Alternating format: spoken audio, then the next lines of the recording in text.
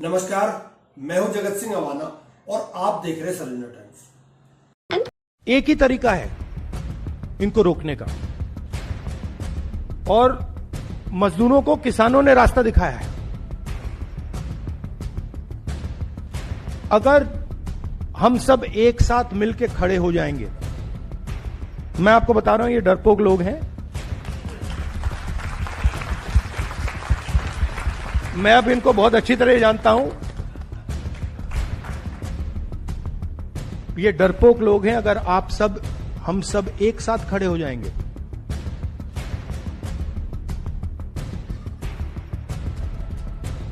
आप मनरेगा नाम देना चाहोगे या कोई और नाम देना चाहोगे? आप डिसाइड करोगे उस योजना का नाम क्या होगा, कैसे बनेगी, कहां चलेगी, कब तक चलेगी, कितने घंटे चलेगी। दोस्तों, हमारा देश संविधान के अनुसार चलता है। मैं ये बात रोज बोलता हूं, आप भी सोचते होंगे ये मैं क्यों बोलता हूं। आज फिर बोलता हूं कि हमारा देश संविधान से चलता है और संविधान में जो लिखा हुआ है उस पर सरकारें अमल करनी चाहिए, सरकारों को अमल करना चाहिए। तो क्या सरकारें अमल कर रही हैं? सोचने वाली बात यह है। सोचने वाली बात यह भी है कि जब इस 28 प्रदेशों वाले भारत और 8 केंद्र शासित राज्यों वाले भारत में एक संविधान सबके लिए लागू है, तो फिर संविधान को बार बार यह क्यों दिखाया जाता है कि हम जो चाहेंगे उसी तरह संविधान होगा, और जो संघीय ढांचे की जो परिभाषा है उसे हम अपने अनुसार लिख लेंगे, अपने अनुसार जैसे चाहेंगे वैसे कर लेंगे। धार्मिक उन्माद, धार्मिक कट्टरता, धार्मिक वैमनस्यता, धार्मिक उसके ऊपर मुसलमानों के खिलाफ लात मारना, नमाज पढ़ते हुए को कोई अगर अपनी दुकान में मीट बेच रहा है, मंदिर आधा किलोमीटर दूर है और साइड में है, परंतु वहां मंदिर के सामने तू मीट क्यों बेच रहा है। कुछ इस तरह की हरकतें इस देश में अब आम हो चुकी हैं। उसका कारण है कि इस देश में संविधान का पालन इसका मतलब नहीं हो रहा है, क्योंकि संविधान में कहीं नहीं लिखा हुआ कि आप धर्म के नाम पर उन्माद फैलाएं, जाति के नाम पर उन्माद फैलाएं, परंतु रोज आए दिन आप कहीं ना कहीं देखते होंगे कि ये धार्मिक कट्टरता और धर्म अपनी रोटी चलाने के लिए, अपना नाम आगे बढ़ाने के लिए, अपने आप को हाईलाइट करने के लिए अब 100% धर्म का सहारा लिया जा रहा है, और उस धर्म के सहारे में पिस रहा है आम आदमी। लेकिन आम आदमी भी करे तो करे क्या, उसके हाथ में है क्या? वो 5 किलो राशन पे जिंदा है। उसे अगर 5 किलो राशन बंद हो जाएगा तो आधा देश भूखा मर जाएगा। 85 करोड़ को देते हैं, आप हिसाब लगा लेना, आधे बैठेगा।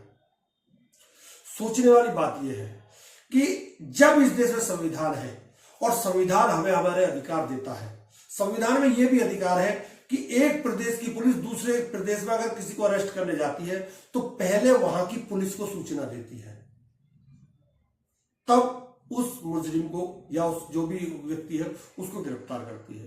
तो क्या यह नियम इस समय चल रहा है? क्या उस पर पालन हो रहा है? आप खुद महसूस करिए। दिल्ली पुलिस हिमाचल जाती है और हिमाचल में एक रिसोर्ट्स में ठहरे हुए यूथ कांग्रेस, आपको याद होगा यूथ कांग्रेस के लड़कों ने प्रदर्शन किया था एआई सेंटर में, उन्हें गिरफ्तार करने के लिए पहुंच जाते हैं, गिरफ्तार कर लेती है, सादा वर्दी में जाती है, कहीं पुलिस का कोई इन्वॉल्वमेंट नहीं करती वहां हरियाणा उसकी हिमाचल पुलिस का, उन्हें जबरदस्ती ले जा रही थी। किसी को पता चला, उन्होंने पुलिस को इंफॉर्मेशन दे दिया, पुलिस ने उन्हें रास्ते में रोक लिया, तो वो गिड़गिड़ाने लगे। वहां हिमाचल में उनके खिलाफ केस भी हो गया। ये रिपोर्ट आप देखिए। दिल्ली पुलिस को हिमाचल पुलिस ने ही हिरासत में ले लिया। हिमाचल पुलिस ने दिल्ली पुलिस के कुल 20 जवानों को हिरासत में लिया। इससे हालात तनावपूर्ण हो गए। दोनों राज्यों की पुलिस के बीच टकराव की स्थिति बन गई है, जो अभी तक चल रही है। लेकिन ऐसा क्यों हुआ और क्यों एक राज्य की पुलिस ने ही दूसरे राज्य की पुलिस को कैद कर लिया है, आइए जानते हैं। पूरे सुबह से मैं दिखा रहा हूँ आपको आईडी। क्या नाम है आपका? सर एक मिनट, नाम बताओ। नाम बताओ आप। नाम बताओ सर मैं सुबह से अरे आप नाम आईडी दिखाओ। यहीं पे कैमरा ऑन है, कैमरा ऑन है, कैमरा ऑन है। are starting your road same thing again and again. Why? सुबह भी देख चुके दोबारा देखिए सर कोई आईडी नहीं दिखाई कैमरे के सामने झूठ बोल रहे हैं बिल्कुल सर आपकी वजह से इतने लोग परेशान हो रहे हैं। वाई सर देखिए ना ट्रैफिक मेरी गाड़ी है क्यों कहाँ खड़ी है? ये खड़ी है सर पूरा ट्रैफिक खुला हुआ किसकी है गाड़ी है? आपकी वजह से एक ये इनके साथ दरअसल एआई समिट में शर्टलेस होकर प्रदर्शन करने वाले 3 कांग्रेस कार्यकर्ताओं की गिरफ्तारी को लेकर दिल्ली पुलिस हिमाचल के सोलन पहुंची थी। पुलिस को खबर मिली कि प्रदर्शन करने वाले 3 वर्कर हिमाचल के रोहड़ इलाके में छिपे हैं। इनमें से एक मुख्य आरोपी जितेंद्र सिंह दिल्ली के हिमाचल सदन में ठहरा हुआ था। दिल्ली पुलिस की टीम ने पहले दिल्ली स्थित हिमाचल सदन में आधी रात को रेड मारी, जिसे लेकर काफी बवाल हुआ। इसके बाद टीम हिमाचल के रोहड़ पहुंची और तीनों कार्यकर्ताओं को हिरासत में ले लिया। लेकिन कहानी में ट्विस्ट तब आया जब यह टीम वापस लौट रही थी। सोलन जिले की पुलिस ने भरतपुर के पास दिल्ली पुलिस के काफिले को रोक लिया। सूत्रों के मुताबिक प्रोटोकॉल के उल्लंघन के आरोप में हिमाचल पुलिस ने दिल्ली पुलिस के करीब 20 जवानों को ही हिरासत में ले लिया है, जिससे दोनों राज्यों की पुलिस के बीच माहौल काफी गर्म हो गया है। दूल्हे की केटरिंग का एडवांस पेमेंट क्लियर हुआ कि नहीं? बॉस वेंडर एडवांस मांग रहा है लेकिन इनवॉइस और पेमेंट का कोई ट्रैक ही नहीं है। मेरे ट्रांसफर रिमांड नहीं लेना सर मुझे बताइए मैं भी पेश कर सकता हूं नहीं लेना आपने मैं अपने कोर्ट में पेश कर सकता हूं अभी आप किसी देंगे आपके ऊपर एफआईआर में बोलो मेरे को आपसे तो सर एफआईआर तो आपने की 8/11 पे ना मैंने जब भी की मेरे को आपसे सर एक मिनट मैं पहले एफआईआर मेरी एफआईआर रजिस्टर है 20 तारीख की। 20 तारीख में मैं आज सुबह अरेस्ट कर चुका हूँ। अरेस्ट करके मैं ले जा रहा हूँ जहाँ मुझे आपने रोक रखा है पूरे दिन भर से। अब मुझे नाके पे आप रोक रहे हैं सर। बड़ा काम की बात कर रहा हूँ आपके ऊपर एफआईआर कोऑपरेट करिए मेरे को जांच करिए मेरे को जांच करिए। मैं आपको यही बोलूँगा ठीक है मैं आपको ये देखो मैंने जो सुनना मेरी मैंने आपकी बात सुन ली ठीक है। मैंने जब आपको सुबह ही बोला था आपके पास कोई लीगल डॉक्यूमेंट नहीं है, आप लोगों को लेके जा रहे हैं। आपके पास एक भी डॉक्यूमेंट आपने अपना आपको देखा है मैंने कहाँ देख लिया मैंने कहाँ देख लिया एक आपने डॉक्यूमेंट नहीं दिखाया सर अभी देख लीजिए अभी देख लीजिए आपने कोई डॉक्यूमेंट नहीं दिखाया। कोर्ट से कितने बजे निकला हूं कोर्ट से कितने बजे निकला तो आपने इतनी देर में ट्रांजिट रिमांड क्यों नहीं लिया? सर मैं आप कोर्ट से कितने बजे निकला हूं मुझे वो नहीं पता। मैं आपको मैं आपको एक बात बता रहा हूँ अभी एक एफआईआर रजिस्टर हुई है आपके ऊपर। आप कोऑपरेट कर रहे हैं कि नहीं कर रहे? बिल्कुल कर रहा हूँ कर रहे हैं ना? हाँ तो आ जाइए आप ही कैमरे बंद करिए और मेरे को जो मुझे कार्रवाई करनी है वो मुझे कार्रवाई हम यहीं बैठे हाँ आ जाओ। दिल्ली पुलिस के बिना किसी जानकारी के हिमाचल में कार्रवाई करने पर सीएम सुखविंदर सिंह सुक्खू भी काफी नाराज नजर आए। उन्होंने कहा कि ये संवैधानिक प्रक्रिया के विरुद्ध है। सीएम ने कहा कि दिल्ली पुलिस को कमिश्नर के जरिए सूचना देनी चाहिए थी। उन्होंने यूथ कांग्रेस अध्यक्ष उदय भान चीफ की गिरफ्तारी को भी गलत बताया और स्पष्ट किया कि हिमाचल सदन में कमरे सीएम दफ्तर से ही बुक होते हैं, इसमें कुछ भी अवैध नहीं है। हमारे यूथ कांग्रेस के वर्कर है, सीएम के ऑफिस से बुकिंग नहीं होगी तो कहाँ से होगी? वो कोई किसी पद पर थोड़ी है, तो मैं उनकी बुकिंग करता हूँ और उन्हीं की बुकिंग नहीं करता, आम जनता की बुकिंग करता हूँ। पत्रकार महोदय कोई बोलते हैं उनकी भी बुकिंग करता हूँ और कोई आदमी मेरे को फ़ोन भी कर दे तो मैं उनकी भी बोल देता हूँ कि भैया इनको कमरा दे देना। कमरे का वो किराया देते हैं और हिमाचल के लोगों के लिए हिमाचल भवन है। अगर वो ठहरे हुए थे, अगर किसी ने इस प्रकार की रेड करनी थी तो उसकी पहले जानकारी आरसी को दी जानी चाहिए थी। आरसी को भी जानकारी नहीं दी गई, मुझे भी जानकारी नहीं दी गई। मुझे तो हमारे विधायक सुरेश कुमार जी वहाँ ठहरे थे उनसे पता लगा। और जो लोकतंत्र की एक प्रक्रिया है, लोकतंत्र में अगर कोई विरोध करता है, शांति प्रिय तरीके से विरोध करता है तो वो विरोध नहीं माना जाना चाहिए। अगर उन्होंने शांतिप्रिय तरीके से बयान खोल के विरोध किया तो उसको विरोध नहीं माना जाना चाहिए। यूथ कांग्रेस ऐसे प्रदर्शन हमेशा करती रही, हम जब यूथ कांग्रेस में थे तब भी प्रदर्शन करते रहे। सीएम के इस बयान पर विपक्ष के नेता और पूर्व सीएम जयराम ठाकुर ने सरकार को घेरते हुए इसे एक बड़ा षड्यंत्र करार दिया। उन्होंने आरोप लगाया कि हिमाचल सदन को साजिश का केंद्र बनाया जा रहा है। जयराम ठाकुर ने यहाँ तक कह दिया कि इस पूरी योजना में राहुल गांधी और प्रियंका गांधी भी शामिल थी। इसमें यूथ कांग्रेस के नेताओं ने वहां कपड़े उतार करके जिस प्रकार का प्रदर्शन किया, स्वाभाविक रूप से जो कुछ भी किया वो राहुल गांधी के इशारे पर, प्रियंका गांधी के इशारे पर किया गया। और दूसरे हमारे लिए और भी पीड़ा का विषय है कि इस सारी घटना को अंजाम देने के लिए दिल्ली स्थित हिमाचल सदन का, हिमाचल भवन का भी इस्तेमाल हुआ है। अभी कुछ दिन पहले आपने देखा होगा कि वहां दिल्ली में पुलिस ने रेड किया हिमाचल सदन में, मुख्यमंत्री भी वहां पर थे। फिलहाल दिल्ली पुलिस को हिरासत में लेने के बाद हिमाचल पुलिस ने उन्हें शिमला के जिला अदालत में पेश किया है। जहां से कोर्ट ने तीनों आरोपियों को ट्रांजिट रिमांड पर दिल्ली पुलिस के हवाले कर दिया है, जिसके बाद तीनों को लेकर दिल्ली पुलिस हिमाचल से रवाना हो गई है। ऐसे में अब आपके लिए ये भी जानना जरूरी है कि आखिर ट्रांजिट रिमांड क्या होता है। ट्रांजिट रिमांड दंड प्रक्रिया संहिता सीआरपीसी की धारा 167 के तहत दिया जाने वाला एक विशेष प्रकार का रिमांड है। ये तब लागू होता है जब आरोपी को अपराध दर्ज होने वाले जिले या राज्य से अलग स्थान पर गिरफ्तार किया जाता है। पुलिस को आरोपी को 24 घंटे में गिरफ्तारी वाले क्षेत्र के नजदीकी मजिस्ट्रेट के सामने पेश करना होता है। Magistrate FIR copy, case diary देकर ट्रांजिट रिमांड आमतौर पर 2 से 5 दिन और अधिकतम 15 दिन तक देता है, ताकि आरोपी को अपराध स्थल के मजिस्ट्रेट के पास ले जाया जा सके। यात्रा समय 24 घंटे की गिनती से बाहर रहता है। अब चलिए आपको बताते हैं कि आखिर एआई समिट प्रोटेस्ट क्या है। ये मामला 20 फरवरी को भारत मंडपम में हुए शर्टलेस प्रोटेस्ट से जुड़ा है, जिसमें इंडियन यूथ कांग्रेस के कार्यकर्ताओं ने समिट के बीच में शर्टलेस प्रोटेस्ट किया था, जिसमें पीएम मोदी का खिलाफ नारे लगाए गए। इस हाई प्रोफाइल इंटरनेशनल इवेंट में बड़ी संख्या में खास लोग और डेलीगेट मौजूद थे। इस घटना के बाद पुलिस ने सख्ती दिखाते हुए भारतीय न्याय संहिता की संबंधित धाराओं के तहत दंगे जैसे आरोप लगाए। पुलिस को मिले इनपुट और टेक्निकल सर्विलांस के आधार पर कार्रवाई की गई। जांच में सामने आया कि गिरफ्तार किए गए लोग प्रदर्शन को कोऑर्डिनेट और सपोर्ट किए थे। इससे पहले इंडियन यूथ कांग्रेस के अध्यक्ष उदय भान चीब और पूर्व राष्ट्रीय प्रवक्ता भूदेव शर्मा को भी गिरफ्तार किया गया था।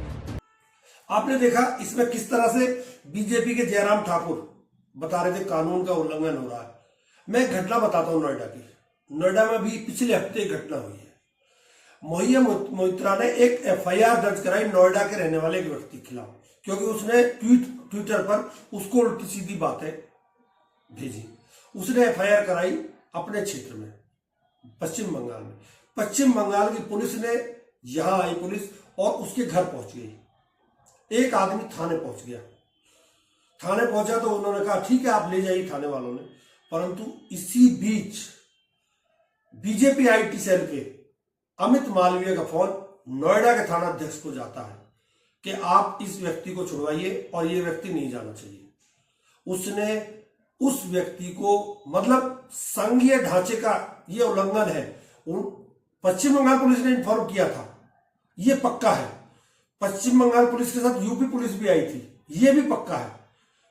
और ये भी पक्का है कि अमित मालवीय ने अपना काम पुलिस को नहीं करने दिया।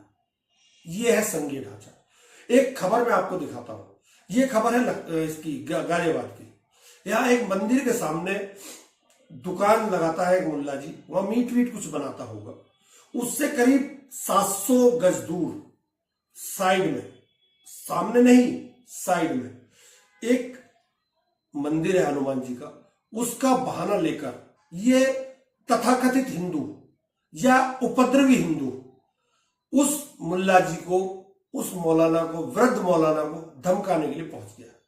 इसकी बात आप खुद सुन लीजिए। ये मुस्लिम परिवार है जो कि अपना दुकान खोल के रखा है, बुजुर्ग हैं, लेकिन इसमें एक जाता है सत्यम पंडित। ये जो आप सफेद कुर्ते पैजामे में देख रहे हैं, सत्यम पंडित हैं। इनकी खबरें आप देखते रहते हैं, आए दिन विवादित बयान, मुस्लिम लोगों को डराना, धमकाना। परमिशन है मंगलवार की परमिशन है। मालिक कौन है? मालिक आप हो? मंगलवार बंद करो तुरंत। अरे बंद करो, हटाओ तुरंत। सामने मंदिर नहीं दिख रहा तुम्हें? इतनी भी शर्म नहीं? मंगलवार खुद पे क्या पड़ रहा? हटाओ तो तुरंत।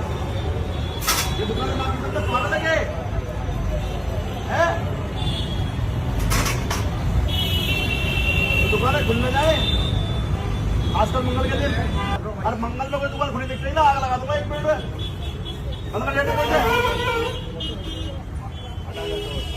छूटे रखे हमारे मंगलवार सामने बोलने का मंदिर दिख रहा तुम्हें यहाँ से? मंदिर दिखा। मामला है गाजियाबाद उत्तर प्रदेश का। अगर मुझे मंगलवार को कोई दुकान खुली मिली तो मैं उसे आग लगा दूंगा, ये पंडित जी कह रहे हैं। ये सत्यम जी हैं, ये आग लगा देंगे। इतने बड़े तानाशाह हो गए हैं, इनके लिए कानून नहीं है, इनको डर नहीं है, इनको मुकदमा का कोई भय नहीं है। कह रहे हैं कि आग लगा देंगे। सत्यम पंडित ने एक मटन की दुकान पर एक बुजुर्ग मुस्लिम व्यक्ति को धमकाया, अपमानित किया। उससे कहा कि आज मंगलवार है और दुकान बंद कर देना चाहिए, किससे परमिशन लिए हो, दुकान अगर नहीं बंद करोगे तो हम आग के हवाले कर देंगे। अरे सत्यम, राजनीति का मिजाज बदल रहा है। मैं ये बात भी बोलता हूं कई बार आपसे, देश का मिजाज भी बदल रहा है। देश का नागरिक अपनी रोजी रोटी के लिए भाग रहा है। परंतु उसे पता ही नहीं है कि उसके साथ क्या खिलवाड़ हो रहा है। पीएम मोदी इजराइल जाते हैं, वहां इजराइल में पीएम मोदी के कार्यक्रम का विपक्षी बहिष्कार करते हैं, परंतु पीएम मोदी की तो मुस्कुराहट है, उन्हें तो खुश होना आता है, हंसते बहुत है मोदी जी। और उन्हें यह भी शायद समझ में ना आता हो कि ये नेतन्याहू क्या बोल रहा है। उन्हें हंसना है, उनकी बीवी को उनकी देखना है, उससे बात करनी है। क्या बात करते हैं, क्या समझ में आता है, गॉड नोज, भगवान जानता है, हमें तो पता है नहीं। लेकिन वहां विरोध हुआ, हालांकि वहां सम्मान भी मिला और गोदी मीडिया यहां कूद कूद कर बता रहा है कि वहां सम्मान मिल गया, बड़ा सम्मान मिल गया। सम्मान मिलना अच्छी बात है भारत के लिए, परंतु विरोध करना भी तो, विरोध भी तो उसी नेता का हो रहा है जिसको सम्मान मिल रहा है, तो हिसाब तो बराबर हो गया ना। नेतन्याहू का काम भी हो गया और विपक्षियों का काम भी हो गया। यहां विपक्ष हमलावर है, विपक्ष कह रहा है वह बेइज्जती कराने के लिए गए हैं, ये अवार्ड खरीद कर ला रहे हैं। क्यों, किस काम से गए हैं नेतन्याहू के पास, यही अब तक पता नहीं किसी को।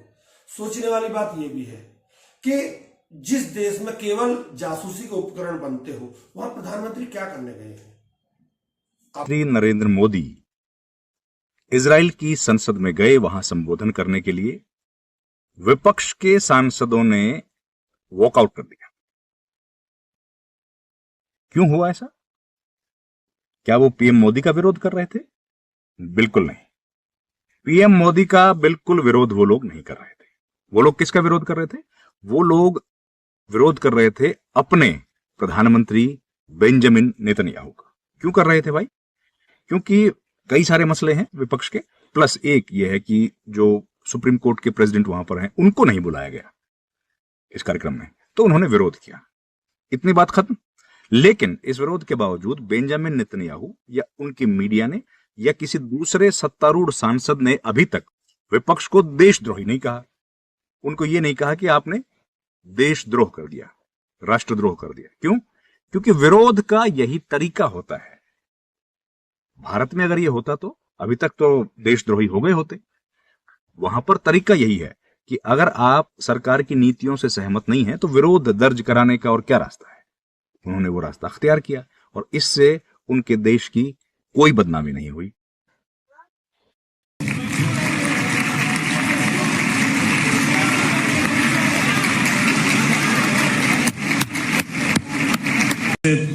לכבוד ראש ממשלת הודו מר נרנדרה מודי.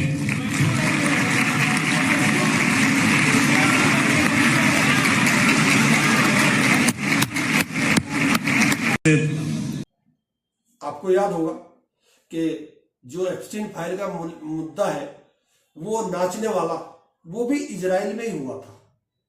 तो क्या उसकी कुछ सेटिंग करने गए हैं या कुछ और काम गए हैं या फिर एक और पेगासिस खरीदने गए हैं, कोई नहीं जानता। क्या डील करके आएंगे, कोई नहीं जानता। परंतु मैं इतना जरूर बता सकता हूं कि देश में इसमें संघीय ढांचे के साथ जो खिलवाड़ हो रहा है, इसके परिणाम अच्छे नहीं आएंगे आने वाले दिनों में। एक पुलिस को आप काम करने से रोकेंगे, दूसरे देश प्रदेश में भी वही हाल आपका होगा। आप दिल्ली में आपकी सरकार है तो हिमाचल में आपकी सरकार नहीं, आपके साथ यही होगा, क्योंकि आप भी तो ऐसे ही करते हैं ना। आप तो हवाई जहाज से बैठे हुए प्रवक्ता को उतारवा लेते हैं अपनी पुलिस से। ये होता है, ये हो रहा है और ये अभी होता रहेगा, क्योंकि अभी इस देश के नागरिक को उसके अधिकारों का पता नहीं है। जब पता चलेगा तो नागरिक हो सकता है खड़ा भी हो जाए और इन सब ढकोसलेबाजियों से थोड़ा सा सावधान भी हो जाए। आप भी सावधान हो जाइए, हम तो सावधान हैं। नमस्कार, बहुत बहुत धन्यवाद।